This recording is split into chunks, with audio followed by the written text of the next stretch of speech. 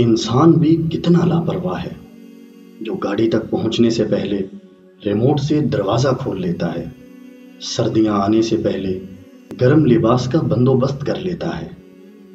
بچے کی پیدائش سے پہلے کپڑے تک تیار کر لیتا ہے، افطار کے لیے عصر ہی سے چیزیں جمع کر لیتا ہے، بارش میں نکلنے سے قبل چھتری لے لیتا ہے، سفر پر روانہ ہونے سے پہلے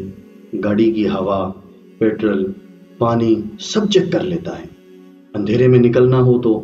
ٹارچ کو ہاتھ میں تھام لیتا ہے، مگر قبر میں اترنے سے پہلے کوئی تیاری نہیں کرتا۔